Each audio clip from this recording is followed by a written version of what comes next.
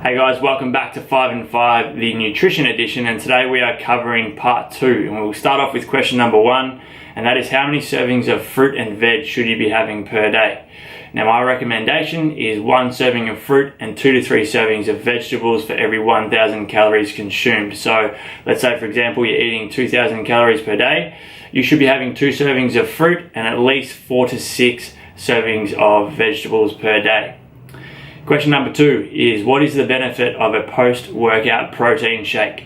Now, in my opinion, the only benefit of a post-workout protein shake is the convenience of it.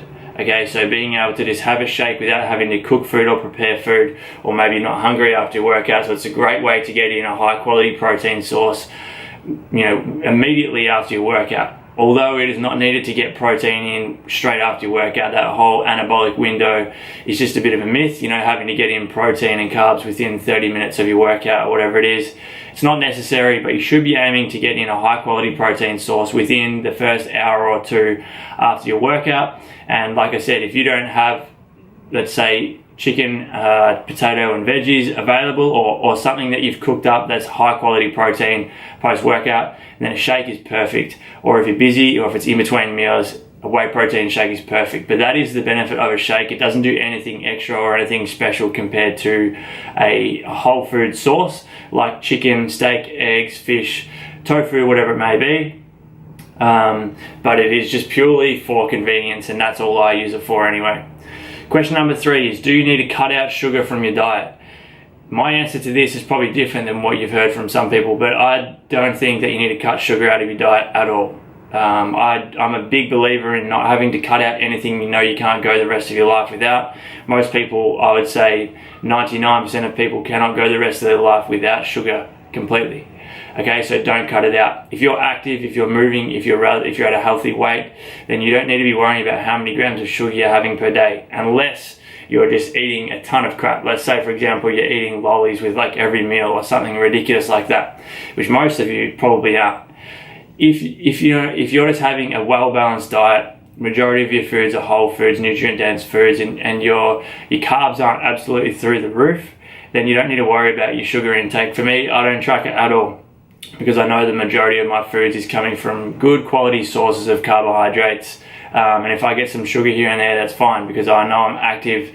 It's not really going to affect my my blood sugar levels too much with the glycemic index and skyrocketing your blood sugar levels. A lot of those studies have been done with carbohydrates eaten purely on their own. So let's say, for example, somebody had in this study had a meal that was high GI, so high sugar, carbohydrates. They're having those carbs just on their own, and then the blood sugar levels go straight up, the glucose levels go up. But if you're having that carbohydrate source with some protein, with some fats, it really levels itself out. It's not going to be too much of an issue. So don't worry too much about your sugar intake unless it's just an absurd amount. How many carbs should you have pre-workout? This is completely up to you. This is personal preference, whatever works best for you. I've found that around about 30 to 50 grams of carbohydrates within the hour before my workout, and usually high GI carbs works best for me, but it's completely up to you. You might find that you're sluggish when you have too many carbs before your workout, so you might keep them a bit lower. You might just stick to protein and fats before your workout. You might train fasted, or you might find that you train well on a lot of carbs. So you may train later in the day and make sure you've had a majority of your carbs before you train. It really comes down to whatever is going to allow you to perform at your best.